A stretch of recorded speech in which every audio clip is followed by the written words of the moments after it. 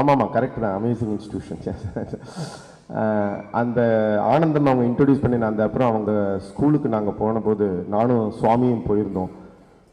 It is I மீன் இவங்களோட ஒர்க்கை பார்க்கும்போது நம்மலாம் ஒன்றுமே கிடையாது. நான் ஏதோ பாட்டு பாடிட்டு இருக்கோம், ஏதோ தெரிஞ்சவங்க கிட்ட இருந்து கலெக்ஷன் வாங்கிட்டு இருக்கோம், கொடுக்குறோங்கிறத தவிர டெடிக்கேட்டடாக அவங்களோட குழந்தைகளை விட இந்த குழந்தைகளை அப்படி பார்த்துக்கிறாங்க. காத்தாலேருந்து சாயங்காலம் ராத்திரி வரையும் 24 hours. அண்ட் தென் அந்த குழந்தைகள் வந்து எல்லா குழந்தைகளுமே இவங்க அம்மான்னு தான் கூப்பிடுவாங்க. I think she deserves that for that. Amazing lady Shailaja, and it's our pleasure and honor to have you with us, and happy that we are all being able to give some contribution as part of our attempt. So please accept that as a contribution. I think I am a little bit embarrassed, but still I thought with our little crowd funding அப்படிங்கிறதுனால தெரிஞ்ச முகங்கள்ல இருந்தும் தெரிஞ்சவங்க கிட்ட இருந்து வாங்கினதுல we were able to close with more than 2.5 lakhs for her. I hope it will be happy. Thank you Shailaja. I would like to have a view. எல்லாருக்கும் மாலை வணக்கம்.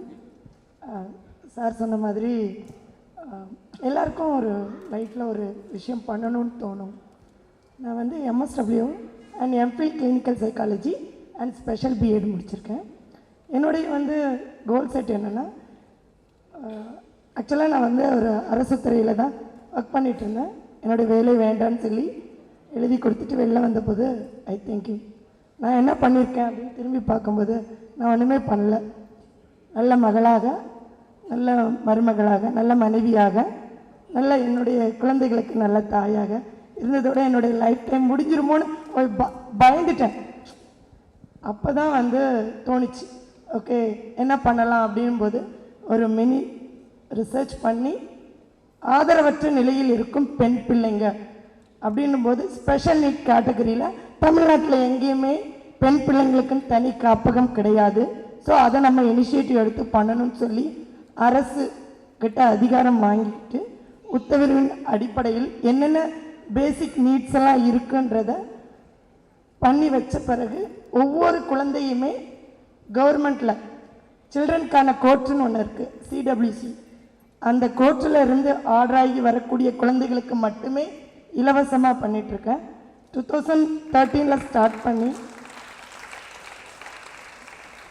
இன்றைக்கி அரண்ற குழந்தைக்கே 10 வயசாச்சு. மெயின் காசு எங்களுக்கு என்னென்னா இருக்கிற இடமே கிடையாது. என் பிள்ளைங்கள்லாம் வந்து தெருவோரமாக விடப்பட்ட பிள்ளைங்க. அதை மட்டும் கோல் செட்டாக வச்சு பண்ணேன். இன்றைக்கி எனக்கு என் குழந்தைங்களுக்கு நிரந்தர இடம் வாங்கி எல்லாரோடைய சப்போர்ட்லேயும் அவங்க பேர்லேயே இடம் வாங்கிட்டு இருக்கிற இடம் வந்து அவங்களுக்குன்னே தெரியாது. ஆனால் நான் இருக்கிற வீடு அவங்க பேரில் தான் இருக்குன்னு அவங்களுக்கு தெரியாது. ஆனால் இப்போ அது வந்து எல்லாரையும் என்னை ரீச் பண்ண வச்சது பாக்யரதி அம்மா தான். பாக்யரதி அம்மா வந்து ஆனந்தம் ஓல்டேஜ் ஹோமில் அவங்க தான் ஃபவுண்டர். அப்புறம் ஆனந்த் சார், இவங்க 2 பேர் மூலமாக தான் என் பிள்ளைங்களுக்கு அந்த நிறைய பேரை ரீச் அவுட் பண்ணாங்க. அரம்னு இப்படி ஒரு எல்லாத்துக்குமே ரெஃபரல் தேவைப்படுது நல்லது செய்கிறதுக்கும். நிஜமாக தான் அப்படி என்ன ரெஃபரல் பண்ணி அவங்களுக்கெல்லாம் நான் ரொம்ப டெடிக்கேஷனாக பண்ணி கொடுத்ததை தெரிஞ்சவங்க நிறைய அமௌண்ட் சொன்னோன்னா நீங்கள் என்ன நினைப்பீங்கன்னு எனக்கு தெரியாது. 1,20,00,000 ரூபாய்க்கு என் பிள்ளைங்களுக்கு நான் வீடு வாங்கி கொடுத்துருக்கேன்.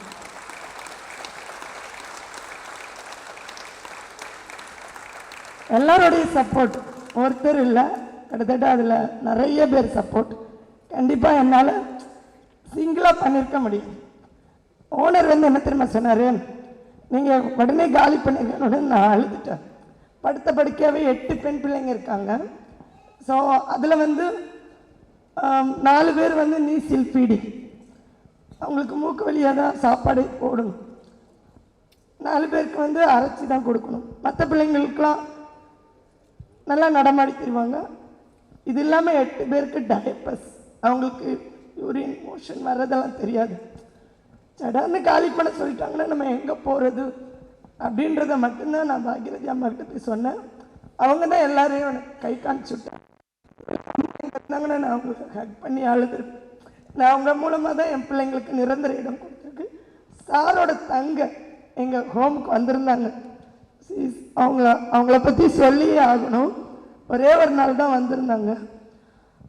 அவங்க மட்டுமே தனிப்பட்ட முறையில் எனக்கு எங்கள் குழந்தைங்களுக்கு 5 lakhs கொடுத்துருக்காங்க.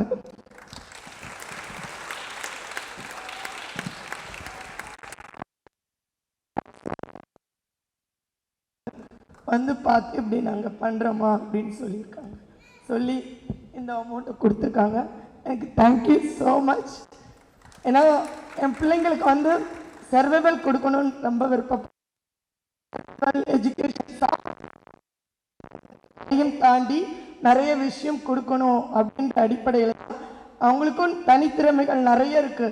என் குழந்தைங்கள நிறைய பேர் டிஸ்ட்ரிக்ட் லெவல் சாம்பியன்ஸ்லாம் இருக்காங்க.